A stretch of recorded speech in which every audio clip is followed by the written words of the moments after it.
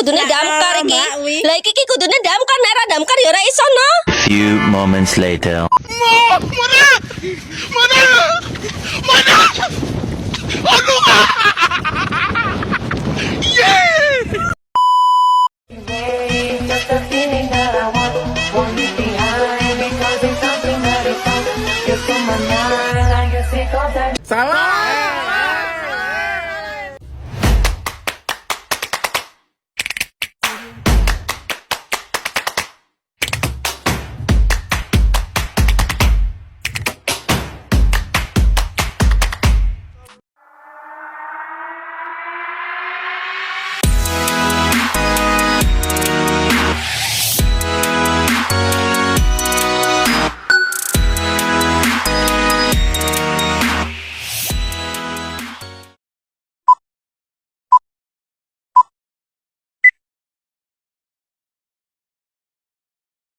Selamat pagi, salam rahayu buat kita semua.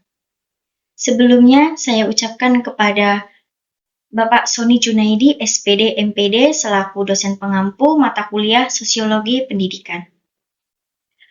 Di sini, saya akan mempresentasikan hasil kerja saya mengenai lingkungan sosial pendidikan. Sebelum memasuki pembahasan, alangkah baiknya saya memperkenalkan diri.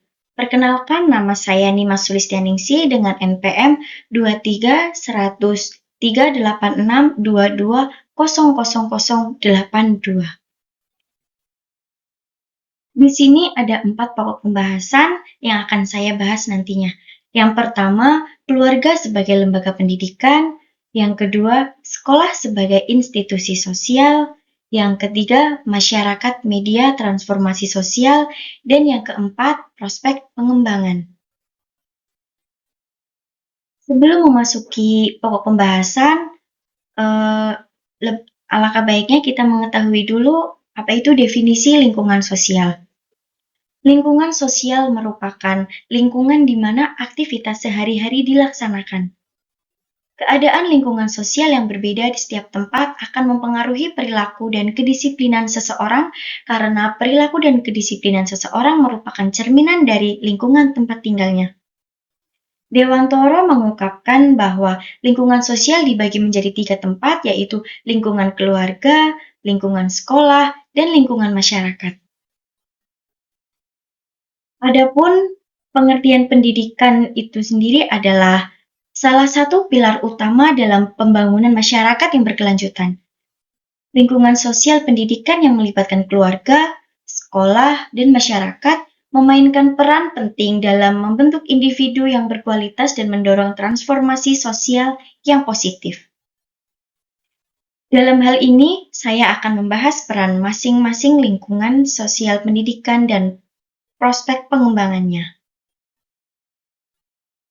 Memasuki pokok pembahasan yang pertama, yaitu keluarga sebagai lembaga pendidikan. Keluarga merupakan lembaga pendidikan pertama bagi anak. Orang tua harus menjadi pendidik pertama bagi anak-anaknya. Dalam keluarga, secara alamiah, orang tua bertanggung jawab penuh atas anak-anaknya dan harus mendidik serta menumbuh kembangkan mereka sebaik mungkin. Kesalahan mendidik anak dalam keluarga bisa berakibat fatal.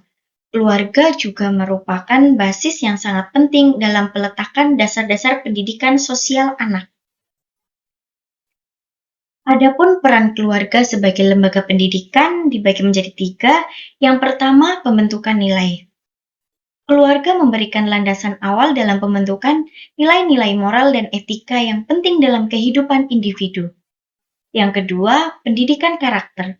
Keluarga mampu membentuk karakter anak melalui contoh, bimbingan, dan nilai-nilai yang diajarkan. Dan yang ketiga adalah pengembangan keterampilan sosial.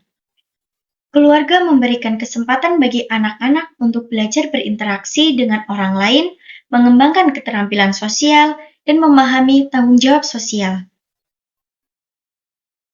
Untuk pokok pembahasan yang kedua, yaitu sekolah sebagai institusi sosial.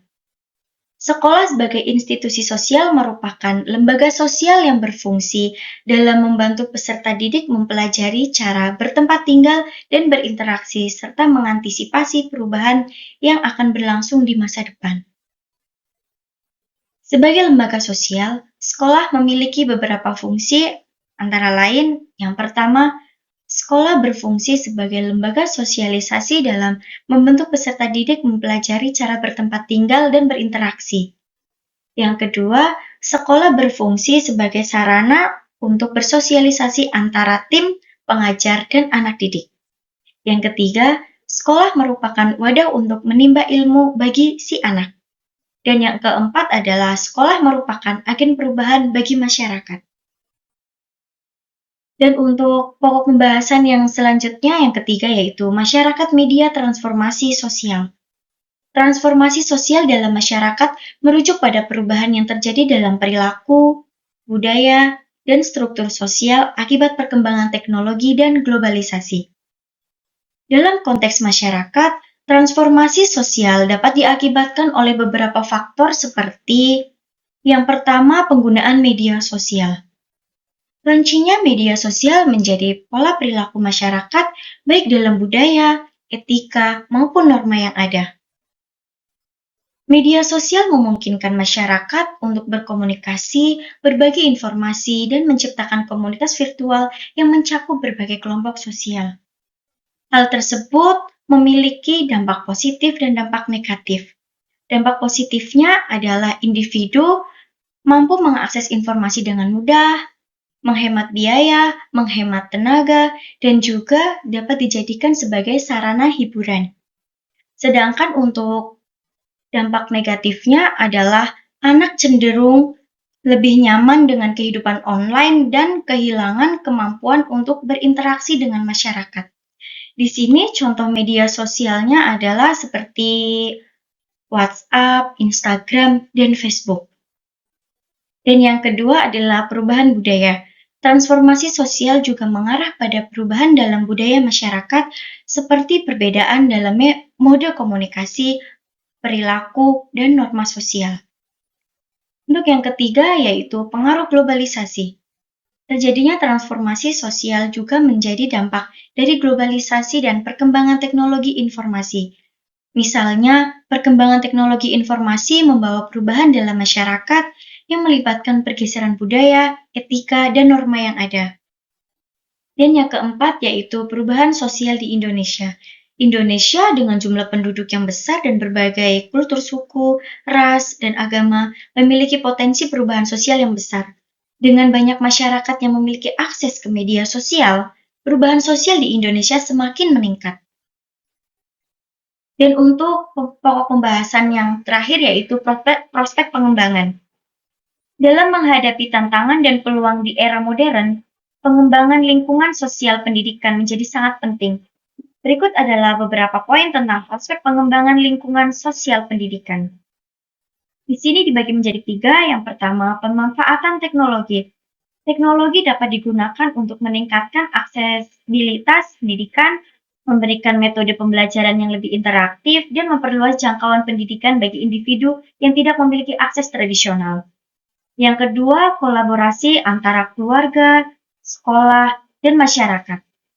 Kerjasama yang erat antara keluarga, sekolah, dan masyarakat sangat penting dalam menciptakan lingkungan pendidikan yang holistik dan berkelanjutan.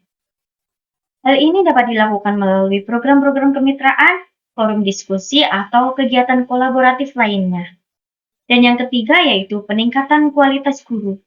Guru yang terampil dan terlatih adalah aset berharga dalam lingkungan sosial pendidikan. Meningkatkan kualitas pengajaran dan pembimbingan guru melalui pelatihan dan pengembangan profesional akan berdampak positif pada kualitas pendidikan secara keseluruhan. Sekian presentasi dari saya. Bila ada kekurangan dan kelebihan, saya mohon maaf dan saya ucapkan terima kasih. Salam Rahayu.